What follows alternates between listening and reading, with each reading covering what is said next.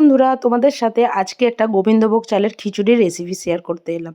তো প্রথমে কড়াতে দিয়ে দিয়েছিলাম হচ্ছে একটু ঘি আর তার সাথে একটু সর্ষের তেল, তার সাথে একটু গোটা গরম মশলা, একটা শুকনো লঙ্কা, তার সাথে একটু তেজপাতা, গোটা জিরে ফোড়ন দিয়ে তার মধ্যে দিয়ে দিয়েছিলাম হচ্ছে ফুলকপি, গাজর, এক টুকরো আলু, তার সাথে একটুখানি দিয়ে দিয়েছিলাম বিনস কড়াই, তার সাথে দিয়ে দিয়েছিলাম হচ্ছে টমেটো। তো বাড়িতে মোটামুটি কুমড়ো থাকলেও তোমরা এখানে দিতে পারো, আমার বাড়িতে ছিল না তাই দিইনি আর কি। তো সামান্য পরিমাণে নুন দিয়ে সবজিগুলোকে খুব ভালোভাবে এদিকে ভেজে নিয়েছিলাম। তারপরে ওর মধ্যে একটু কাঁচা লঙ্কা, তার মধ্যে দিয়ে দিয়েছিলাম আদা বাটা, হলুদ গুঁড়ো, লঙ্কার গুঁড়ো, একটু কাশ্মীরি লঙ্কার গুঁড়ো, জিরে গুঁড়ো, অল্প করে একটু ধনে গুঁড়ো, সামান্য একটু নুন দিয়ে চিনি দিয়ে ভালো করে মশলাটাকে কষিয়ে নিয়েছিলাম। তারপর ওর মধ্যে দিয়ে দিয়েছিলাম হচ্ছে আগে থেকে ধুয়ে রাখা গোবিন্দভোগ চাল আর মুগের ডাল।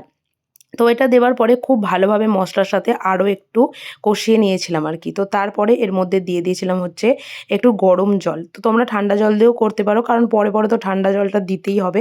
তো মোটামুটি দেবার পরে কিছুক্ষণ ঢেকে রাখার পরে মোটামুটি খিচুড়ি আমার একদম রেডি হয়ে গেছিলো।